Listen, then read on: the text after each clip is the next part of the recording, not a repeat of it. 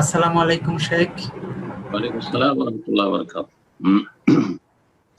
শেখ, আমাদের দেশে শবে বরাত সম্পর্কে শবে বরাত উপলক্ষে অনেক কিছু রান্না করে। তো রান্না করে যদি আমাদেরকে দেয় তাহলে আমরা কি তা খেতে পারবো নাকি? বেদাতি খাবার শবে বরাত, প্রথম কথা বিরাটি শবে খাবার। বরাতের নামটি বেদাত। নম্বরে এক, শবে বরাত এই সাবানকে কেন্দ্র করে বেশ কয়েকটি বিদাত রয়েছে। 1 নম্বর বিদাত হচ্ছে এই 15 সাবানের রাত্রির নাম শবে বরাত বলা, এটি বিদাতি নাম, বলবেন না, 15 সাবান বলবেন। আমরা অনেকে কিন্তু কোরআন শোনার অনুসারী হই ওই এই রাতটাকে শবে বরাত বলি না, বেদাতি নাম কেন বলবো? তো বেদাত উচ্চারণ করে ফেলবো, বলবো 15 সাবান, নিসফে সাবান যেমন আরবরা বলে, 15 সাবান। 2 নম্বর হচ্ছে এই রাতে জেগে জেগে নফল পড়া বেদাত, খাস করে যা নিয়মিত তাহাজ্জুদ পড়েন বা ইবাদত করেন সেটাই করেন, অন্য দিন রাতেও করেন, এই রাতে করেন। 3 নম্বর হচ্ছে এই দিনে 15 সাবানের দিনে সিয়াম রাখা, সেটিও বিদআত, জাল হাদিস সব।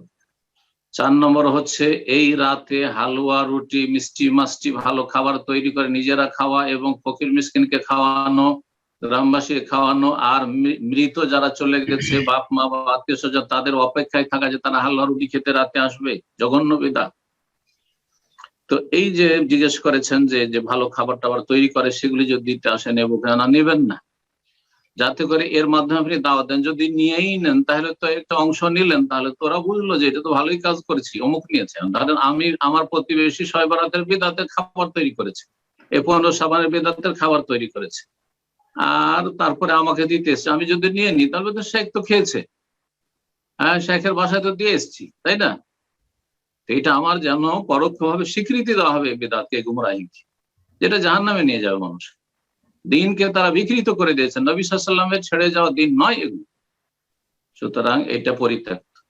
5 নম্বর বিদআত হচ্ছে দলে দলে কবর জিয়ারত করা, দলে দলে এই রাতে কবর জিয়ারত করা, এটি আরেকটি বিদআত। এইরকম অনেক বিদআতি থাকতে পারে। সমস্ত বিদআত থেকে এক কথায় এই শাবান মাসে অনির্দিষ্ট রোজা রাখা ছাড়া, শুধু 15 সাবান নয়, অনির্দিষ্ট রোজা রাখা ছাড়া, একবারে শেষ দিকে রোজা রাখবেন না, শ্যাম রাখবেন না, বাকি বেশি বেশি শ্যাম পালন করে, এছাড়া দ্বিতীয় কোনো কাজ নেই।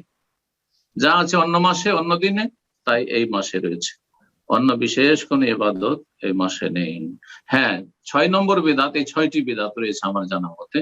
6 নম্বর বিদআত হচ্ছে যে এই রাতটিকে 15 সাবানের রাতটিকে ভাগ্য রজনী মনে করা, যে আজকে তো তকদিরের ভাগ বন্টন আল্লাহ করবে, তো বেশি বেশি দোয়া কালাম করি আর রাত জেগে কান্নাকাটি করি, নফল পড়ি, তাহলে ভাগ্যটা এবছর ভালো হবে। এটিও আরেকটি বিদআত। যদি বাৎসরিক ভাগ্য রজনী হয় তো সেটা লাইলাতুল কাদর, কাদর মানে তকদির, আর সেটা রমজান মাসে, রমজান মাসের শেষ 10 দিনে বেজোড় রাতগুলিতে 21, 23, 25, 27, 29, সেটাকে ভাগ্য রজনী বলতে পারেন। কিন্তু এই 15 সাবানকে ভাগ্য রজনী বলা 6 নম্বর বিদআত। এই 6টি বিদআত থেকে বেঁচে থাকবে। আশা করি শবে বরাত সম্পর্কে আর কোনো জিজ্ঞাসা থাকবে না, এই গুমরাহিটি থেকে বেঁচে থাকবেন আর সিয়াম রাখবেন।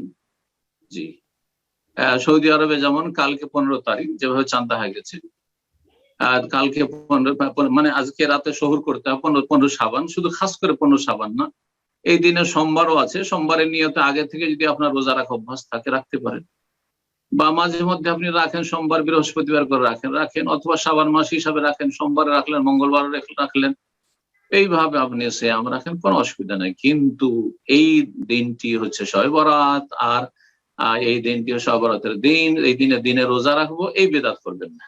জি।